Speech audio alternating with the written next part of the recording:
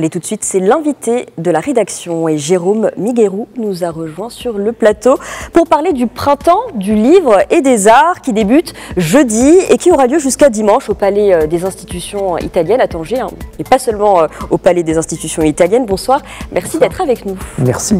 Vous êtes donc le directeur de l'Institut français de Tanger qui co-organise cet événement culturel et c'est la 23e édition cette année, une édition dédiée à l'aventure. Pourquoi justement avoir choisi ce thème de l'aventure? Alors c'est un thème qui en premier lieu permet de réconcilier adultes et enfants, parce que c'est un thème qui parle à tout le monde.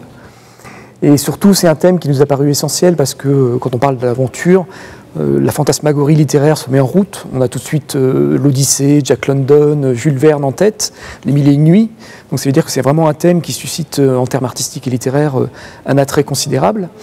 Et enfin, c'est aussi un thème qui, en matière d'études et de réflexion, de sociologie et de sciences humaines, est un thème extrêmement vaste parce qu'on peut parler, si vous voulez, à la fois de tout ce qui concerne cette vie intérieure qui nous concerne tous et qui est aussi notre aventure humaine à chacun. Et c'est très bien à Tanger parce qu'il y a aussi l'aventurier Ibn Battuta, donc le sûr. thème est très très bien choisi. La programmation est aussi très riche, encore une fois, cette année, et on doit donc partir à l'aventure, on en parle, mais comment partir à l'aventure pendant ce printemps du livre et des arts? Alors justement, on essaye de faire participer tous les publics pour que chacun puisse trouver sa place pour partir à l'aventure avec son bagage culturel et ses envies. Donc on aura à la fois des tables rondes, des rencontres littéraires, mais également des ateliers artistiques, de la médiation pour les plus jeunes, des concerts pour tous les âges, du slam. Enfin, on a vraiment, si vous voulez, un panel de disciplines qui permettra à chacun, selon sa sensibilité, de trouver une place et de se sentir accueilli durant ce salon.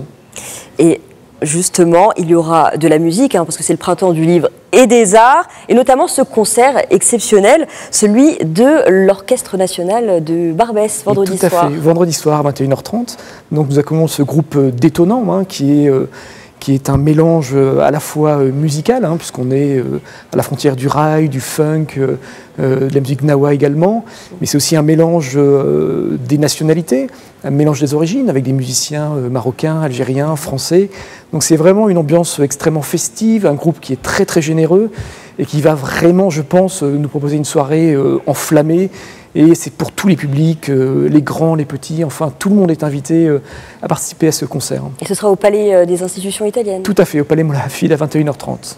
D'accord, et justement, l'événement prend place donc notamment au Palais des institutions italiennes, mais aussi dans les écoles, les collèges, les lycées, parce que vous voulez intéresser les jeunes, justement, avec cet événement, vous en parlez, des jeunes dont on dit souvent qu'ils ne sont pas très intéressés par la lecture, par l'art, mais plutôt par leur smartphone, peut-être, je généralise, mais comment attirer justement la jeunesse dans ce genre d'événement?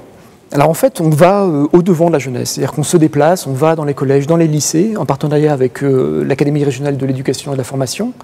On va dans les collèges et les lycées et en fait on propose notamment le plaisir de lire, qui est un dispositif particulier qui touche 3500 élèves dans 80 établissements publics différents. Et en fait c'est un concours de lecture et d'éloquence. Et en fait, c'est vraiment un accès qui est extrêmement facilité et les jeunes, ils viennent avec un enthousiasme démesuré et on va vraiment assister à la finale du plaisir de lire qui aura lieu durant le printemps du livre, donc au Palais Moulay Hafid, vendredi matin. Parce que dans les éditions précédentes, comme celle de cette année, vous vous attendez, enfin vous avez déjà très souvent beaucoup de jeunes qui viennent... Alors on a beaucoup de jeunes, effectivement, on a vraiment...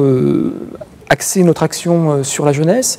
On a doublé le nombre d'ateliers de médiation qui seront accessibles pour les jeunes et on attend entre 5000 et 6000 jeunes pour le printemps du livre à venir. D'accord. Je voudrais qu'on parle des invités à la programmation cette année, parce que vous avez beaucoup d'écrivains, mais pas seulement. J'ai vu qu'il y avait aussi psychanalystes, grands reporters, aventuriers. Oui, tout à fait. Pourquoi ce panel? En fait, on a essayé de se poser la question de savoir comment on raconte l'aventure. Et du coup, je pense qu'un photographe, un écrivain ou alors un sociologue, un journaliste raconte de façon très différente le thème de l'aventure. Et donc on a décidé de les rassembler pour leur donner la parole. On a aussi donc, bien sûr des écrivains de renom, Salim Bachi, des philosophes, Ali Ben Marlouf. Et chacun viendra, si vous voulez, raconter sa sensibilité et sa façon de décrire l'aventure et ce que ça apporte au monde en termes de finesse et de richesse. 23e édition, donc, et ça a commencé il y a 23 ans. Comment est-ce que ça a débuté, cette aventure? Alors cette aventure a commencé très modestement, en fait, dans la cour de l'Institut français. Donc c'était vraiment, si vous voulez, au début, 3 tentes et 5 chaises et 6 tables qui ont été mis comme ça dans la cour, avec plutôt une foire du livre très modeste. Et en fait, petit à petit, les partenariats se sont noués avec l'association Tanger Région Action Culturelle que vous avez citée, avec l'AREF, avec tous les partenaires publics et privés. Et on a réussi petit à petit à construire un printemps du livre qui est désormais vraiment une institution en matière culturelle à Tanger. Parce qu'au départ, c'était le printemps du livre ou le printemps... Alors c'était le Salon du livre et des arts. Et voilà. C'est devenu le printemps du livre et des arts de Tanger. D'accord. Donc il y a toujours eu de l'art mêlé... Voilà, tout à fait. On a toujours essayé en fait de ne pas se focaliser uniquement sur la matière littéraire, mais en ayant une approche pluridisciplinaire avec le théâtre, la musique. En fait, on touche tous les publics pour que chacun se sente vraiment accueilli. Oui, c'est là aussi une manière d'attirer la jeunesse. Tout à fait, voilà. C'est vraiment être accessible à tous. Et quelles sont vos ambitions pour l'avenir? La 24e édition, est-ce qu'il y aura le printemps du livre et des arts et d'autres choses ou Alors on a changé déjà le thème, hein, le titre du salon il y a 2 ans. Oui. C'était le salon, on est devenu printemps du livre et des arts, dans cet esprit d'éveil, c'est-à-dire pour créer un petit peu une dynamique nouvelle. Et je crois que là, depuis 2-3 ans, on arrive à avoir vraiment à toucher tous les publics, à aller dans les écoles, à vraiment diversifier en fait notre proposition. Et je crois que l'ambition qu'on poursuivait d'être accessible à tous est bientôt atteinte, et je pense qu'on va essayer de consolider, si vous voulez, nos acquis et de construire à peu près un dispositif similaire pour les années à venir. Et dans la programmation des éditions précédentes ou encore de cette année, généralement, quel est le moment qui attire le plus les foules? Alors c'est vraiment, je ne pourrais pas vous dire quel est le moment qui attire le plus les foules, parce qu'en fait chacun vient chercher ce qu'il a envie de trouver. Donc peut-être qu'une famille va venir chercher un concert de musique pour les enfants. Alors après il y a des moments un petit peu de communion plus forts, et je pense qu'effectivement le concert de l'Orchestre National de Barbès sera ce moment un petit peu de rassemblement où on attend presque 1000 personnes au Palais Moulay Hafid vendredi soir pour vraiment faire une fête tous ensemble. C'est la première fois que vous faites un tel concert avec voilà, une musique qui rassemble tout le monde? Alors on a pris l'habitude de le faire depuis 2-3 éditions. Oui. L'année dernière on avait accueilli Gnawa Diffusion. Ah oui, oui. Et c'est vraiment un petit peu dans ce même esprit, c'est-à-dire de musique métissée, mélangée, qui parle à tout le monde, musique plutôt festive, pas trop intellectuelle, qui vraiment est dans une approche facilitée, plutôt festive. Voilà, on essaie d'avoir ce moment un peu de point d'orgue, qui est effectivement certainement le concert du vendredi soir. D'accord. Alors, on parlait des invités tout à l'heure. Comment ça se passe exactement avec vos invités? Chacun vient à un moment particulier, on les retrouve tous ensemble, on peut s'adresser à eux pour expliquer un peu aux téléspectateurs qui ne connaissent pas l'événement? Il y a 2 façons effectivement d'avoir accès aux invités. D'abord dans les tables rondes, c'est-à-dire que les invités se réunissent par 4 ou 5 personnes pour débattre sur un sujet particulier.